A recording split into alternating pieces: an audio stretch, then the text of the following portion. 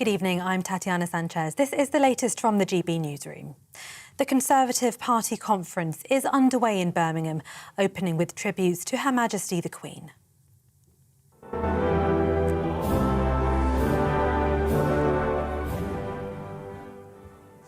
Party members stood for a minute's silence in memory of the late Queen Elizabeth. The cabinet remained standing to sing the national anthem in praise of King Charles III. Leader of the House of Commons, Penny Mordaunt, said the late Queen saw the country through its many challenges. Her gift was calmness, confidence, courage. She enabled us to stay the course. And she gave us a common bond and a common goal between us all, between nations, beyond politics, for prosperity, for security, for unity, for a united kingdom. Meanwhile, Liz Truss is standing by her tax-cutting plans in spite of acknowledging the government made mistakes in the handling of the mini-budget. Just a warning of flash photography coming up. The Prime Minister earlier spoke on the BBC Sunday with Laura Kuenssberg, and she defended the government's package and refused to rule out public spending cuts. Former Cabinet Minister Michael Gove is critical, calling the tax cuts with increased borrowing not conservative. Well, this morning, Ms Truss also said the Cabinet was not informed in advance of plans to abolish the top rate of tax and that it was a decision taken by the Chancellor. I do want to say to people, I understand their worries about what has happened this week, and I do stand by the package we announced, and I stand by the fact that we announced it quickly because we had to act. But I do accept we should have laid the ground better. I do accept that. You accept you should have laid the ground better. I have learnt from that. I have learnt from that, and I will make sure that in future we do a better job of laying the ground. Ms Truss has also refused to rule out real-term cuts in welfare payments, despite saying pensions would rise in line with inflation. Speaking in the same interview with the BBC, she was clear that she's committed to the triple lock, protecting them against price increases, not ruling out a reverse on Boris Johnson's promise to maintain the raise in benefit payments in line with inflation. She said the Work and Pensions Secretary is looking at it. While the Foreign Secretary, James Cleverly, has told the Tory party conference at a fringe event that Ukraine will succeed in pushing out Russian invaders. His comments come as the Ukrainian president says Russian forces retreated from the key eastern town of Lyman. A video shared online shows Ukrainian soldiers announcing the capture outside the town council building. Hours before the retaking of the town, Russia's defense ministry announced it was pulling troops out of the area. The capture came just a day after President Putin proclaimed the annexation of nearly a fifth of Ukraine. At least 125 people have died in a crash at an Indonesian football match that's become one of the world's worst stadium disasters. FIFA's president has called it a dark day for football. Officers fired tear gas to try to control crowds after supporters of the losing home team invaded the pitch in the East Java province. As panic spread, thousands fled towards the stadium's exits, where many were suffocated. An investigation has been launched. And more than 40,000 people have taken part in the London Marathon today. It's the third time the 26.2-mile race has taken place in October after it was moved due to the COVID-19 pandemic. Organisers say it will return to its traditional spring slot next year. TV online and DAB+ radio. This is GB News. We'll have more news at the top of the next hour.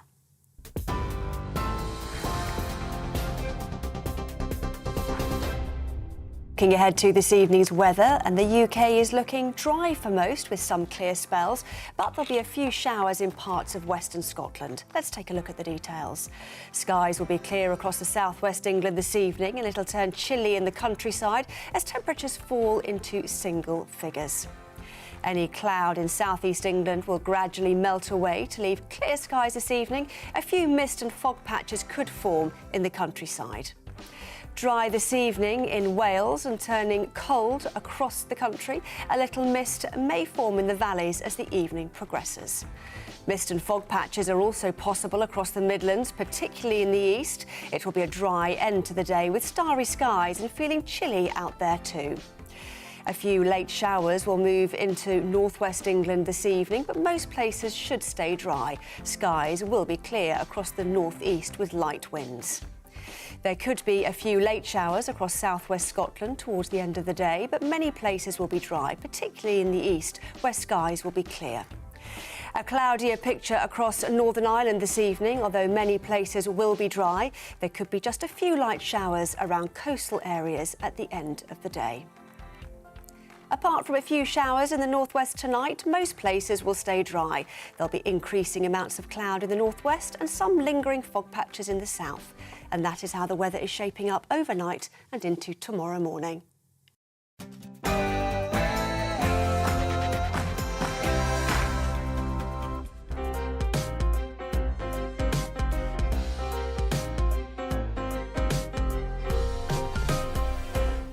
Good morning and welcome to Portillo, a new programme on GBNews. I'll be filling your Sunday mornings with good conversation, arts and entertainment, ethical dilemmas and a sense of the ridiculous too.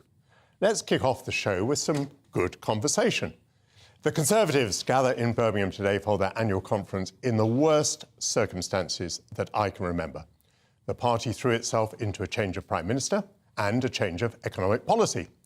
Boris Johnson was a bit of a rogue, but with a roguish charm that won 2 mayoral elections in London, a referendum and a parliamentary majority of 80. Liz Truss has no meaningful record of winning elections, and in the few days since she entered number 10, Labour has surged ahead in the opinion polls. The new economic policy might succeed in creating economic growth, but the tax cuts for the better paid are unpopular. And the government's lack of care to explain how its policies will be funded sent the markets into turmoil. The prospect of a dramatic increase in interest rates is scary for those who have mortgages, and their extra monthly payments could easily exceed any benefit from cutting the basic rate of tax. That's on top of surging prices. The pension funds teetered last week. The Bank of England had to intervene massively to avoid disaster. Most people, and I include myself, find markets difficult to understand, but we know enough to be frightened. 30 years ago, when I was a minister in the Treasury, on a day that went down in history as Black Wednesday, interest rates soared, and in my view, people were so alarmed and angry that they decided not to trust the Conservatives with economic policy again. The government's doom was sealed, and it was massacred at the next election. I was one of the victims. Some Tory MPs think that their party has reached that point again. Liz Truss faces an impossible task at the conference. She has to rouse and reassure her party, convince them of her competence, promise them things that they want to hear, but avoid sending the pound crashing. Oh dear. Joining me are young Conservatives, Jess Gill, Reem Ibrahim and Luke Warren. Reem, I think the first thing to say is that young Conservatives are not a common breed. So why are there so few young people who are Conservative? I think that, what we really look for is principles and a direction. And the Conservative Party haven't been Conservative or had any sort of direction for a very, very long time. I mean, thinking about sort of the alternative universe that we were in just very recently, we had the Labour leader Keir Starmer arguing for tax cuts, and we had Johnson saying, no, this is not the time for it. We had the highest tax burden in 70 years. So I think that for young people, there was no clear direction from either party. And actually, a lot of us became very apathetic. But is the tax burden of great interest to young people? Absolutely, because we care about our future. And thinking about the sort of borrowing that's going on at the moment, we are going to be footing the bill in the future. So you're happy with the tax cuts that are being proposed? Well, my view on the tax cuts and the mini budget at the moment is that Liz Truss has the right idea, but the wrong priorities. The top rate of tax should not have been the first point of call to be cut. Actually, we should have been looking at increasing the thresholds so that those lower income households are able to have more of their own money in their own pockets, because we've got to be clear about that. It is their own money and it's government that's taking it. Jess, do you feel a bit odd, almost freakish, being a young Conservative? I mean, I think generally a lot of young people have principles of small c conservatism. I think the issue is the Conservative Party, as Reem said, haven't been Conservative. And to be fair, they've still not. Look at Liz Truss's tax cuts. They're Conservative and free market in the same way Blair and Brown's tax cuts were, well, tax burden was, in the sense that they were at the same level. You know, well, they were higher under Liz Truss. I don't think it's fair to say that she's a free market. I think Thatcher would be so disappointed to see how the Conservative Party is right now. And I think we should hold our politicians to scrutiny. But I wonder whether with your answer you don't make yourself sound, I don't know, even more of a minority. You know, many people are concerned that Liz Truss was elected by the Conservative membership, which is a tiny minority of the population. And you're talking about tax cuts as though they were the most important thing in the world. Lots of people your age might be talking about, I don't know, the environmental redistribution, a fairer world, any of those things. So you have chosen to sit on this piece of ground. I wonder why. I wonder why to you, rather than to many other young people, these things seem important. I mean, personally, this is the first year that I'm actually going to pay tax. And when I looked at how much I'm paying, it's like, what's the point of working? I'm working 3 jobs. I'm working very hard with it, and I think a lot of young people can relate to that. A lot of young people aren't going to university, they're going straight into employment. They've realised university is really a sham, where they're not going to get the employment after, which they've been promised by previous governments. And when they realise that, that's when they become Conservative, that's when they realise it's an issue. But it's not just tax. For example, Liz Truss has said we need to increase immigration. I think a lot of Conservative Party members will disagree with that, especially young people, which on surface may seem like they're pro-immigration. But at the same time, it will increase competition in the youth employment, which is already extremely underemployed. Luke, how do you think that the Conservatives can appeal more to young people? Well, I think it's identifying issues that attract young people into politics in the first place. And I think there's a number of them at the moment which aren't really being discussed. Housing policy, rent reforms, the environmental crisis as well. I think these are all policies that really do inspire and attract people. I mean, look at the number of people in Extinction Rebellion or any movement who are young, who are going out and are really attracted to these issues. I think the Conservative Party need to now kind of hone down what their position is, make the moral case for free market policies in these areas, and they'll certainly attract more young people.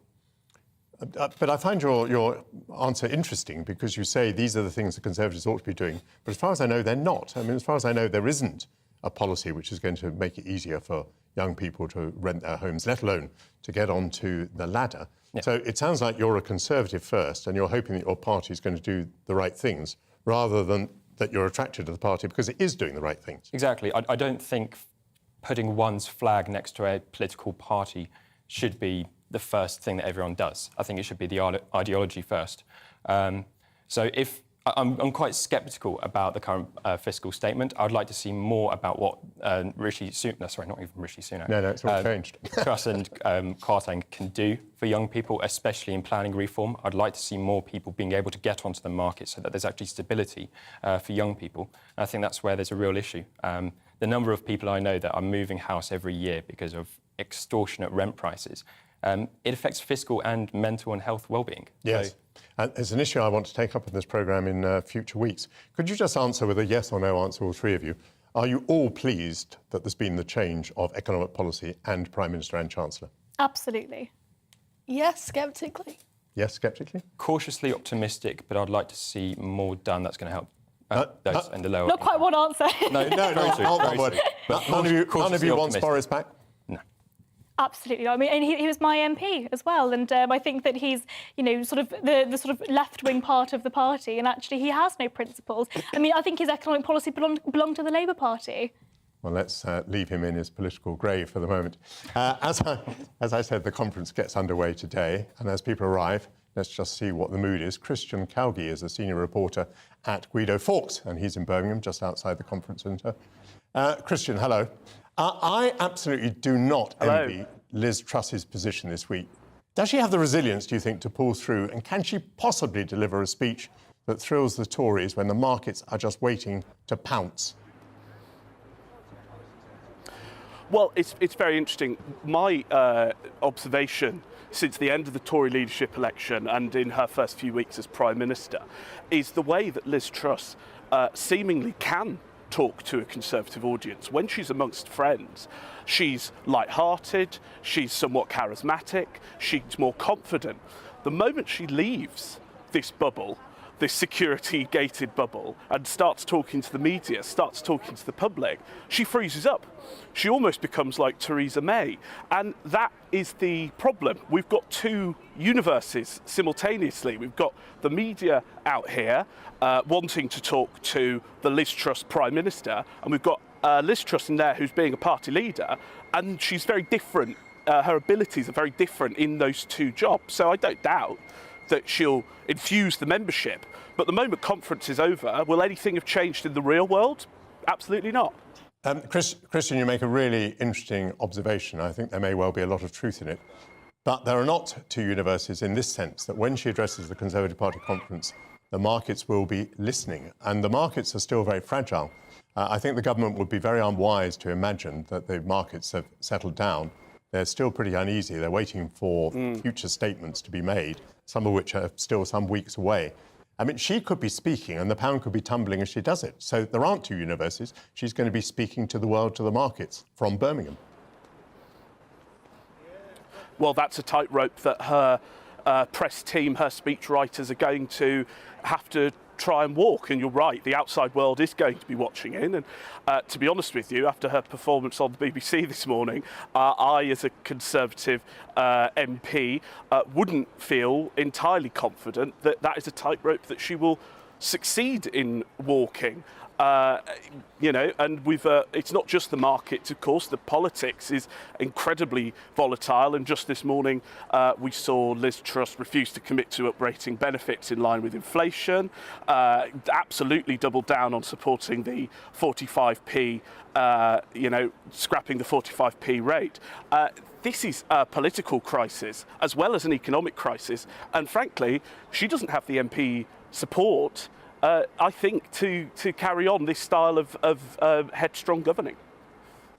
Christian, thank you very much. I think you're going to have a very packed and important conference. It's a great one from which to report, but I repeat, saying that I would not like to be in the shoes of the Prime Minister this week. Well, young team, what do you think about the dilemma in which Liz Truss finds herself?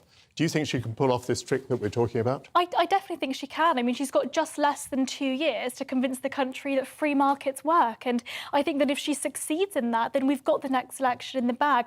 Actually, what I think that Liz Truss has done is she's set a very clear vision for what she wants the party and the country, in fact, to sort of head towards. And what we need to see now is that those sort of free market principles actually working in policy. She outlined those policies throughout the leadership election, and she's promised that she's going to do them, and she's done them. Jess, you described yourself a moment ago, I think, as sceptical or something like that. How are you feeling about this week? Honestly, I'm not very confident in Liz Truss.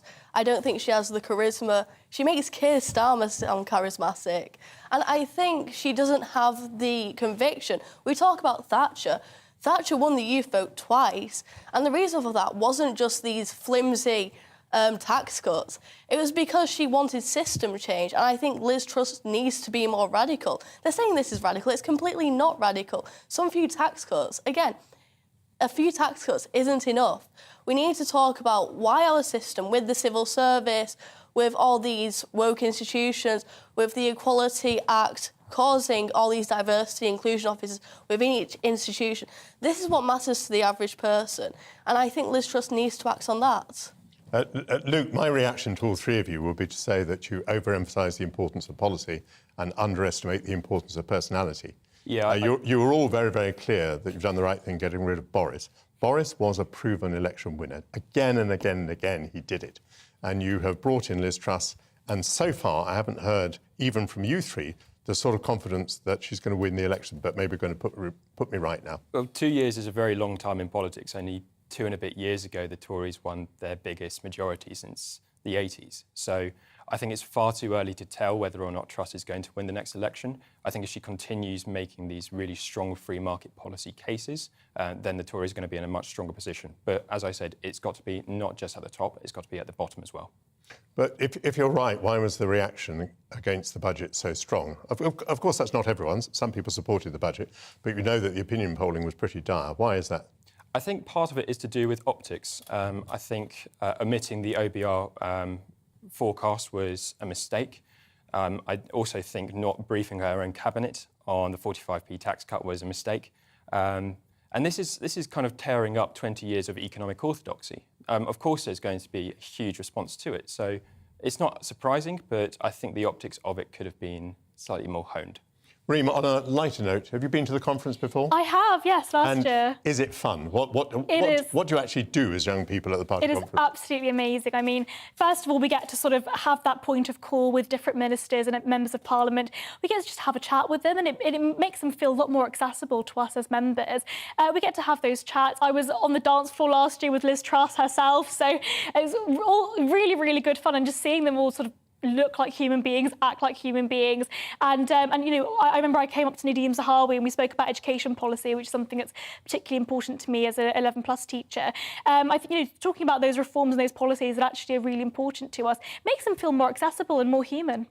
Jess, you've been too, I think. Yes, I went last year.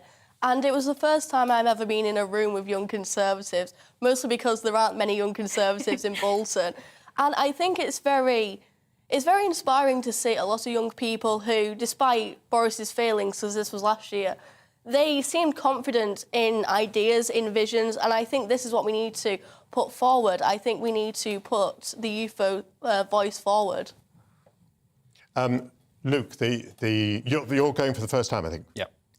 What are you looking forward to? And would you just pick up this thought that it's all very well having a great time there, but is it an echo chamber? You're just hearing back what you want to. I don't think it's an echo chamber anymore. I think the party is really divided on these new economic policies, so there's going to be a lot of internal debate around them. But as Reem said, it's an opportunity to discuss with MPs what kind of key issues young Conservatives have. So it's going to be really good to be able to kind of voice our grievances and our own concerns. Well, I agree. It's going to be a great conference for you to go to because the party is so divided.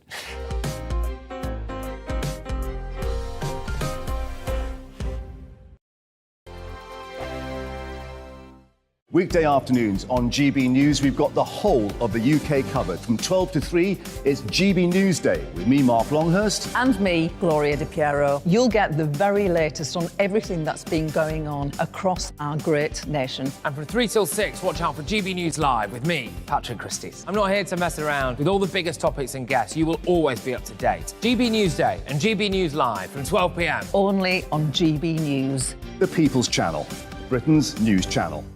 Hello there, it's Eamon Holmes here from Breakfast on GB News. We're not just on your television and your screens, you know. We're on DAB plus digital radio, so you can listen to your favourite shows on the move. If you've not yet listened to GB News Radio, it's very simple. We're on your radio player and TuneIn apps, on your smart speaker, phone or tablet, or online at gbnews.uk. Take us with you wherever you go. GB News Radio. You never have to miss a moment of the People's Channel.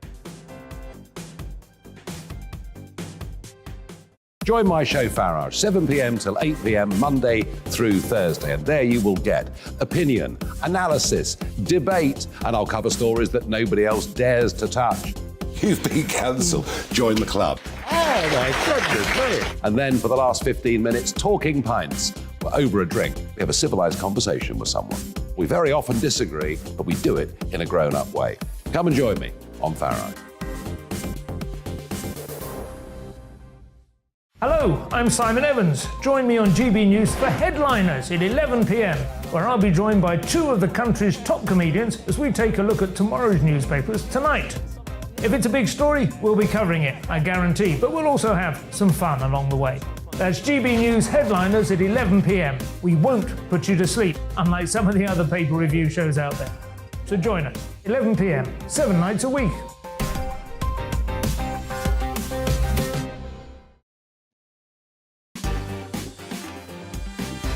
On Mark Dolan tonight, it's a Conservative Party conference special. Can Liz Truss turn this ship around? Can she go from zero to hero? It's the biggest week of her political career and will define her premiership. We'll hear from voices across the political spectrum, and the future of this government is the topic of my Big Opinion monologue. My message to Liz Truss is clear. You have a rare and historic opportunity to change this country for the better. Don't buckle, don't bend, and keep with your vision. That's a Tory Party conference special on Mark Dolan tonight. We're live at 9.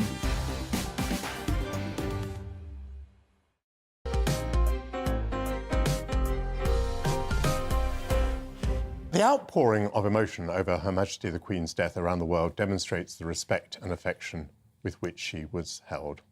Readers will be looking for illustrated books that catalogue her life, for biographies, and even for publications that commemorate her spectacular and moving funeral. In much of the world, the pre-Christmas weeks bring the peak of book buying. But can authors and publishers rush out books in time? Perhaps, like the Queen's obituaries, they were prepared in advance. Katie Nicholl, royal correspondent of Vanity Fair and co-host of the podcast Dynasty, joins me now. Well, you're also the author of this book, which is called New Royals, Queen Elizabeth's Legacy and the Future of the Crown. That's quite a title, quite topical. So obviously you must have prepared this book before Her Majesty's death. Yes, of course. I mean, it was interesting hearing your intro because you're quite right, Michael. Titles are going to pop up and be out and available. In fact, I saw a book by the same title on Amazon when I was looking last night. But this book is the culmination of, well, a good 10 months of writing. I started it early in the last part of last year. But more than that, it's the accumulation of the best part of 15 years of work that I've done. I've covered the royals for that period of time. I've been a journalist for nearly 20 years. There are some interviews in there that I've literally sat on for a good 10 years. But just tell me about the last part of the process. How was it you converted whatever you had written into this book, which is now obviously published with the background of the Queen's death?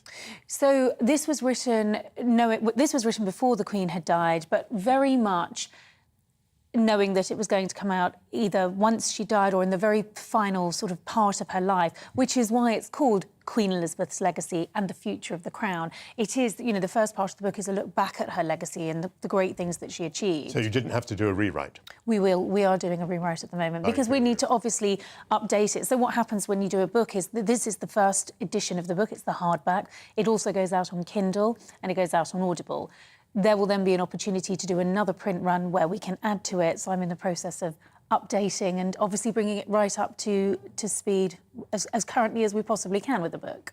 And fortuitously, you then have this book out for Christmas, and that's quite important, I imagine, isn't it? It is. My publishers are Hachette and they're international publishers, but the focus for all of my books, because they're principally about the young royals, is the American market.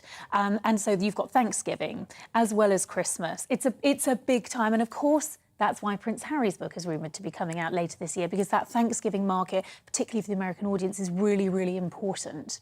By the way, let's digress for a moment. Do you think the Prince Harry book is coming out? I think it will come out. I mean, my experience of books is that he's been paid something like a £35 million advance, half of which has already been paid.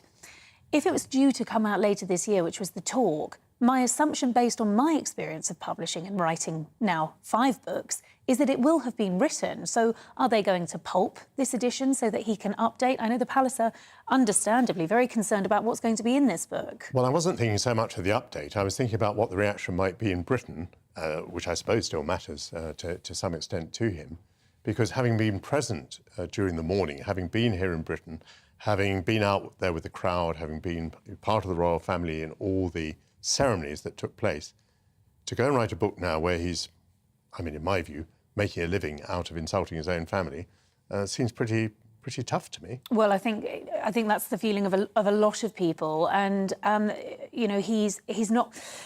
It really, we have to wait and see. The Palace are obviously concerned about it. And we know from the things that Harry and Meghan have said in Oprah and in other interviews that they're not afraid to criticise the institution. They're not afraid to have a pop at members of the royal family. You know, that Oprah interview put the royals at the centre of a really controversial storm over those allegations of racism.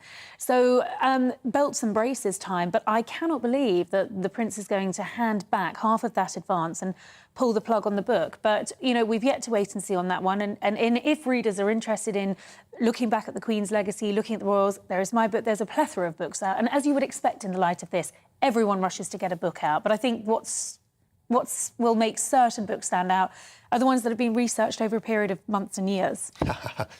She said, plugging her own book. But I'm sure legitimately, because as you say, there's a plethora. You went on the internet and how many did you find? Well, I found one that was the very same title as this, so please buy the right book, because the other one is by a collection of experts, whatever that may be. There's a good 10 or 12 out there at the moment. So there's plenty of choice. But I think, it comes down to who you read regularly in the papers, who you trust, who has good sources and good insight. And, I think there's it's wonderful that there's so much option and choice out there. Comes down to you as the reader as to where you're going to go with it. And do you think readers actually want to have the most reliable sources? Do they want to get as close as they can to the truth? Or are they stimulated by outrage and scandal? In other words, perhaps they wouldn't mind if it weren't entirely truthful. No, I think any sort of real royal fan wants a genuine insight. They want authentic sources. I mean, you will see sources in my book, but you will also see named sources, because I think it's very important, that I was able to get certain courtiers and people that have worked with the royal family over the years to go on the record, because I think that gives you credibility. There are some instances where people just won't. So you will see a royal source in there, but you will also see quotes by the late Queen's cousin. You will see an interview with the Queen's cameraman of 40 years who's never spoken, but he spoke to me. Katie Nicholl, your new book is called The New Royals, and you're also at Vanity Fair. Good luck with the book. Thank you very much. Well, I did promise you a mixture of good conversation, ethical dilemmas and culture, and the next topic that we're going to cover has all three. The invasion of Ukraine has not gone according to plan for Vladimir Putin. Much of the professional army with which he started the campaign back in March has been lost, along with its weapons and ammunition. Russia has resorted, as in previous wars, to a call-up of the citizenry, and it must be admitted that sheer numbers have helped Russia to survive and win wars in history. But conscription has produced a reaction, with men eligible for the draft fleeing the country, and demonstrations in cities, and even attacks on recruitment offices. Does this make any difference? Is Russia in any way changing? We saw on the death of Mikhail Gorbachev that Russians regard him as a failed politician who presided over the destruction of the Soviet Union. And there are many indicators that Vladimir Putin still enjoys high levels of support. What is the culture? What are the values? What is the history that defines calling oneself a Russian? I'm joined down the line by the eminent British historian of Russia, Orlando Figes, whose latest book is called The Story of Russia and deals with the history and historical myths that help to explain Russia today. Hello, Orlando. Hello, Michael. Good to talk to you again. Good to talk to you. Your book argues that Putin has manipulated some foundation myths to make it seem that invading Ukraine restores an historic unity between Ukraine and Russia, that the Russian concept of political leadership differs from the Western European, in that historically in Russia the leader and the state are pretty much indistinguishable. And you also tell us that Joseph Stalin, who imposed a terror and a famine that killed millions of Russians, is well regarded in Russia today. Are these considerations relevant to understanding Russia now? Oh, yes, I think so. I mean, Putin has put forward a number of ideas about what it is to be Russian.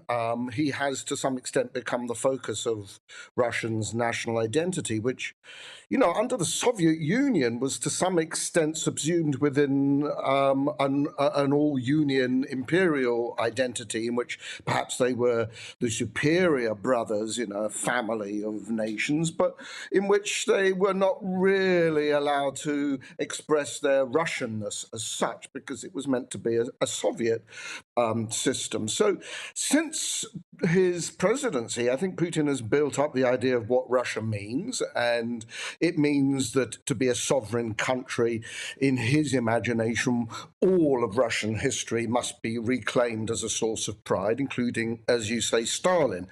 But, what does Stalin mean to most Russians? He means, yes, they weren't taught that, he was necessarily this mass murderer we know him to have been in the West. They were taught that he was the man who made Russia great, the Soviet Union great, that he had industrialized the country, he'd created a sort of sense of security, he'd given Russians a sense of what they were attempting to do in the world. So, you know, he gave them a goal, he gave them a sense of destination. And that's what perhaps, you know, is at the core of Putin's appeal to the Russians, to give them this sense of their mission in the world. And it is, as you say, it is really an imperial identity in which Russia's role in the world replaces that of the Soviet Union, and Ukrainians are inferior or junior brothers in this way of looking at the world. And do you have any sense that because the war is not going as Putin intended, and with conscription, with the demonstrations we've seen, do you have any sense that there's any change going on in Russia today? Well, I think you're right that mobilization is an incredibly risky operation, because Russians may be happy to tell pollsters that they generally support the war, as they have done. I mean, 75% according to most opinion polls. But it's another thing to go beyond voicing support and actually going to fight. And at that point, as we've already been seeing, there's likely to be a breakdown of order in the units sent to the front, and indeed possible mutinies at some point if it goes as badly as it looks as if it is likely to, because of logistical problems, lack of ammunition, lack of arms, lack of clear command structures. So, you know, the cohesion of Russians themselves is likely to be tested at a societal level, just as the cohesion of those units is likely to be. And so I think we may well see the mobilization actually accelerate the process of social breakdown and questioning of the political leadership. Orlando Figes, please stay on the line. We've got another guest joining me, Valery Morozov. He's a political analyst and a Russian exile. You understand what it means to be Russian, don't you? And I'm just wondering whether you think the present situation is causing any changes in the behaviour of Russians, the outlook of Russians, the identity of Russians. I think we are facing now a very important moment, and there will be changes. And dramatic changes, maybe. You know, actually, mobilization was, of course, not popular, but was not popular with very small minority, let us 20% of, especially young, you know, people working or connected to Western corporations, Western business. But in majority of Russia was for mobilization and was for the war. But the failures, what the Russians became open and clear, you know, on the front line, in the latest 2-3 days, it showed that, you know, all that corruption, clan system, which was existing and people knew about it and they hated this, but they were under the, you know, like carpet, beautiful Persian carpet, you know, and this was the dust under it. Yes. Now it came out. Okay, so interesting point. So conscription was not broadly unpopular. Most people accepted it. As the war. The corruption is being revealed, the client system is being revealed. What sort of change might that bring about? I think Putin now is facing, because it became so open and so, you know, discussed in the society, and even in the elites, even in the army. You know, army is against this. So he either to kick out the corrupted clans, which mostly, you know, led by his close friends who were, you know, from some time, and the corrupted elites, or he is to face the problems with the society now. What would you mean by that? He's got to face problems with society. Because the anger, it is not only the hope because of these losses, you know, it is strange, but there is a hope that at least he will start changing, he will start kicking out the people, you know, who are around him and who are creating problems for the state and for Russia. It's not allowing Russia to develop. Or then Putin is to face problems himself. This anger will be directed at him. Orlando Figes, good to speak to you again. From what Valerie was saying there, it sounds as though people are still willing to think that Putin is being let down by others, that he will be given a chance to get rid of the people who've done badly. That's interesting. Obviously, they are a sort of barrier between him and disaster. Does that resonate with you? Do you think that's the way it is? Yes, I think so. I mean, I think there will be fractures at the top as, you know, the campaign goes from bad to worse, as it looks likely.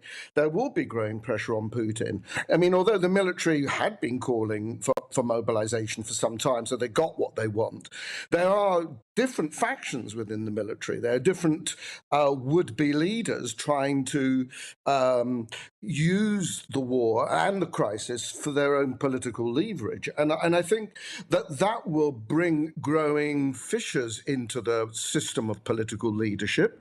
And there will be a growing pressure on Putin if he is unable to exert some sort of control over his generals, over the fronts, over the supply problems for these new recruits. And if he's unable to do that, we could well see those political fissures becoming part of a broader social crisis, in the sense that we saw, for example, you know, over the Soviet invasion of Afghanistan. If we get tens of thousands of these mobilized soldiers returning in body bags, I don't think it will be long before, I mean, they probably won't return in body bags, they'll just be buried on site and forgotten. But those missing people will become a source of growing social anger within Russia itself. Because people aren't going to take this just on trust anymore from Putin. I mean, they've been told it's a special military operation. They've been told that it's only professional soldiers. They've been told that it's only going to be those with military experience who are going to be recruited. But all the signs are that they're simply taking people off the streets. They're taking people off of the border controls where they're trying to escape. This is a fairly reckless conscription going on just for cannon fodder to hold the line in East Ukraine before the winter sets in and other pressures can be brought to bear against the West. But, you know, cannon fodder will convert into a political and social reaction against the leadership, and that will effectively bring growing pressure on Putin unless he can bring real gains to bear and show that there's a victory on its way.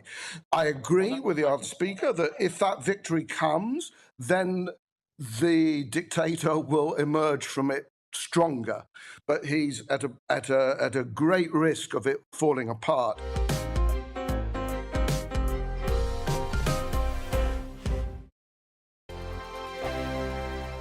Weekday afternoons on GB News, we've got the whole of the UK covered. From 12 to 3, it's GB News Day with me, Mark Longhurst. And me, Gloria Di Piero. You'll get the very latest on everything that's been going on across our great nation. And from 3 till 6, watch out for GB News Live with me, Patrick Christie. I'm not here to mess around. With all the biggest topics and guests, you will always be up to date. GB News Day and GB News Live from 12 p.m. Only on GB News. The People's Channel, Britain's news channel. Hello there, it's Eamon Holmes here from Breakfast on GB News. We're not just on your television and your screens, you know. We're on DAB plus digital radio, so you can listen to your favourite shows on the move. If you've not yet listened to GB News Radio, it's very simple. We're on your radio player and TuneIn apps, on your smart speaker, phone or tablet, or online at gbnews.uk. Take us with you wherever you go. GB News Radio.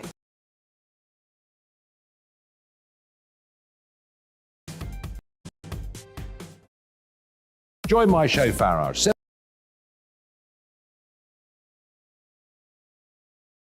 And I'll cover stories that nobody else dares to touch. You've been cancelled. Join the club. Oh my goodness me. And then for the last 15 minutes, talking pints. We're over a drink. We have a civilised conversation with someone. We very often disagree, but we do it in a grown-up way. Come and join me on Farage. Hello, I'm Simon Evans. Join me on GB News for Headliners at 11 p.m, where I'll be joined by two of the country's top comedians as we take a look at tomorrow's newspapers tonight. If it's a big story, we'll be covering it, I guarantee, but we'll also have some fun along the way. That's GB News headliners at 11 p.m. We won't put you to sleep, unlike some of the other paper review shows out there. So join us, 11 p.m, 7 nights a week.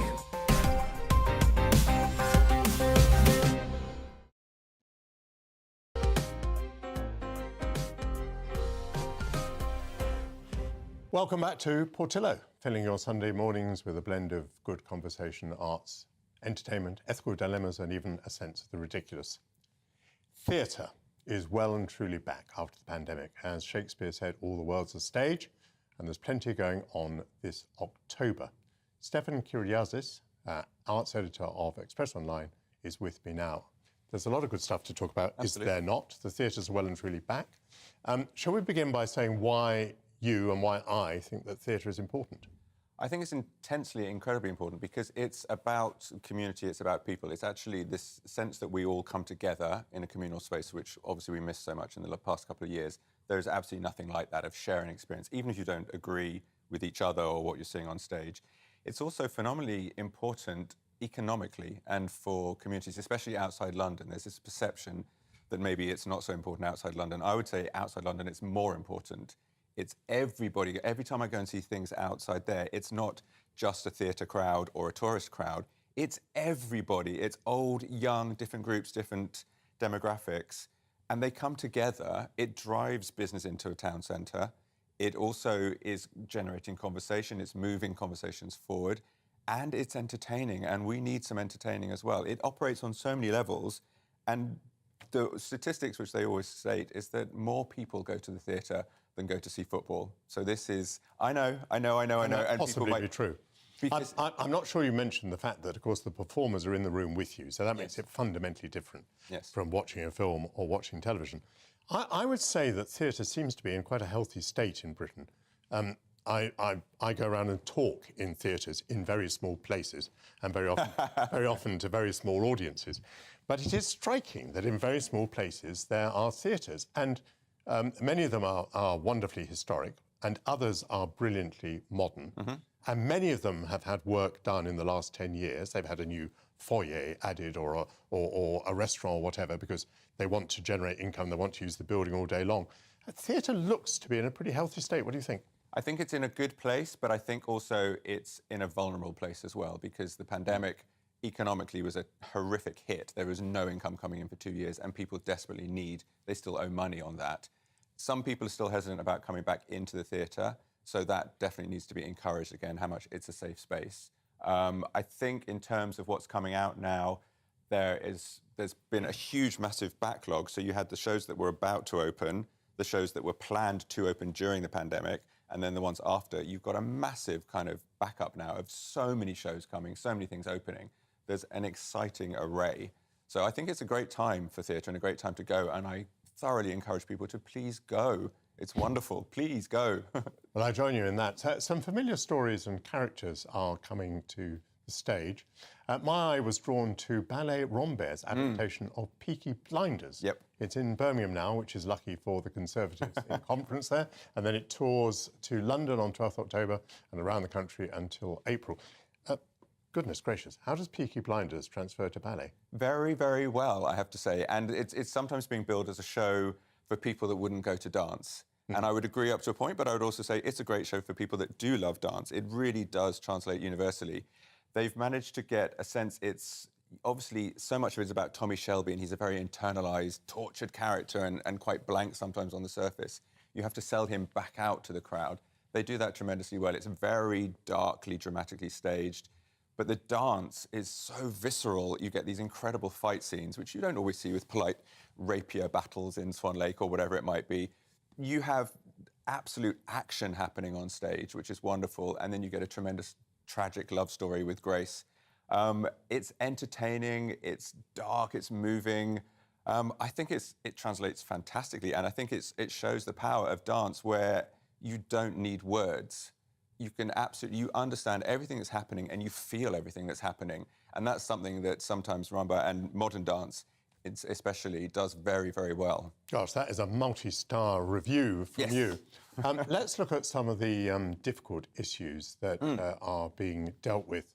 There are some films coming up at the BFI, Just before we go to those, Arthur Miller, back in 1953, wrote a play called The Crucible. Now, this is about the Salem witch trials in the late 17th century in Massachusetts.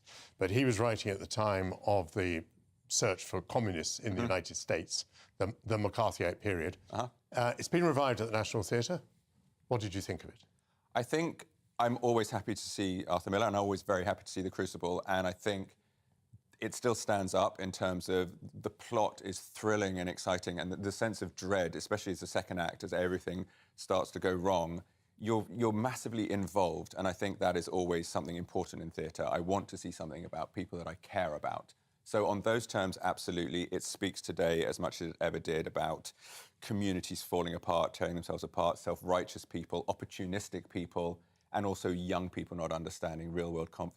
Let me just stop you there for a moment, because we can actually look at a trail of it, which I think would help us to understand.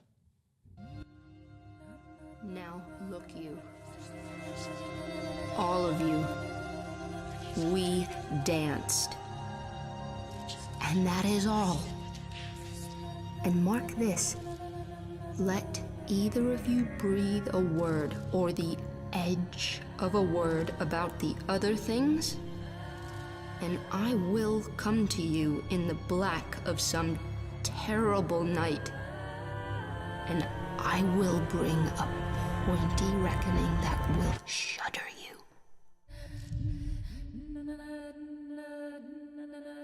you. Deeply disturbing, isn't it? What do you think of the revival? The script holds up well. What do you think of the production? The script absolutely holds up. I think the production, you can see now they're going for a very sort of modern, punchy approach. I think visually, it's absolutely stunning. You have this huge curtain of rain on a very bare stage. It's very exposed. They have some very filmic moments that are visually grabbing. For me, they don't mesh particularly with the action. I came away remembering, gosh, wasn't that... I always think it's a problem if you're sitting in the middle of a theatre and going, oh, isn't that lovely? It takes you a little bit out of it. It needs to integrate more. So for me, that didn't work. I think, as you've seen there's some incredibly intense performances by the young cast. I was impressed by that. Some of the older actors, for me, were a little bit mannered. There are such tremendously powerful moments that really, either you're terrified or you're worried, and they slightly threw them away. I don't know whether it's this, sometimes modern readings are a little bit embarrassed to go for melodrama. I like a bit of melodrama as well. Life can be melodramatic. I think I need a bit more of that. Let's also look at some other things, which I hope we may touch upon more in future programmes. Helen Hunt is starring in Eureka Day. This is a controversial subject in the light of the pandemic. Why so? Incredibly prescient by the playwright. It was written just before the pandemic, and it's about this terribly right-on, woke Berkeley school in California where they're all-inclusive. They don't want to gender specify their children.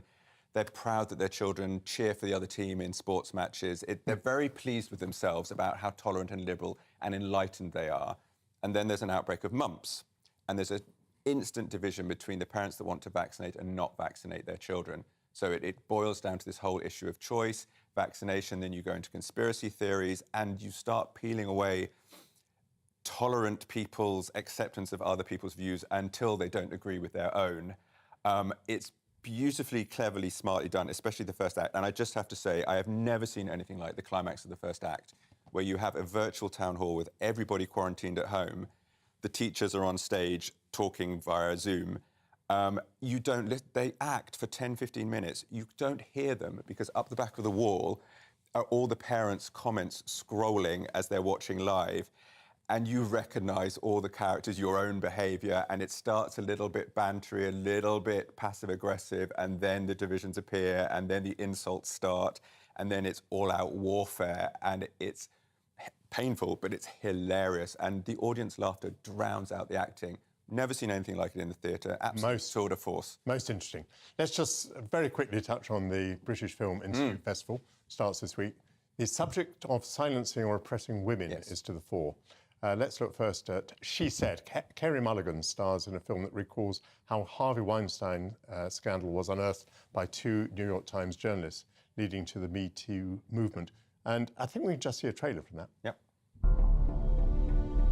Why is sexual harassment so pervasive and so hard to address? Let's interrogate the whole system. Hi, my name is Jodie Cantor. I'm an investigative reporter for the New York Times. What have you got? I was told that the wrongdoing in Hollywood is overwhelming. Together, we may be able to help protect other people. The truth, basically. He kept trying to touch me. I asked him to leave me alone. Instead, they say he met them with threats and sexual demands. I was young, scared. Hi, we're from the New York Times. I believe you used to work for Harvey Weinstein. People have tried to write this story before. He kills it every time. Harvey adamantly denies any allegation of assault. Are you sure that this isn't just young women who want to sleep with a movie producer to try to get ahead? This is bigger than Weinstein. This is about the system protecting abusers. The women who receive these settlements, they can't speak out. They'll be sued if they do. But if someone could speak freely about the payouts... What payouts, John? You have to imagine that every call you make is being recorded. The only way these women are going to go on the record is if they all jump together. We're all here, Harvey. Who have you talked to? I'll go on the record. I want my voice back. Quite a chunky trailer there. Yes. I think the one thing that worried me about seeing that trailer is it reminded me of All the President's Men. It seems like this is a film about the journalistic effort. I wonder whether some people might be worried that it doesn't centre on Weinstein and his victims enough, but maybe we'll see in due course. Sure. I mean, it's obviously, it can be a very salacious subject and somewhat contentious. It's also hugely important. I think that the challenge with anything, whether it's film, theatre, whatever, is actually to engage and entertain the audience. And then we will listen, and then we will actually care about the messaging as well. It's a fine cast, importantly, female writer, female director, which we need a lot more of at the moment. So these are positive things. And these are issues that are starting to surface a lot in theatre and film at the moment about reflecting what's happening in the real world. That's all great. The concern is always if you end up in an echo chamber, you're just preaching to an already converted audience or interested audience. I'm very curious to see it.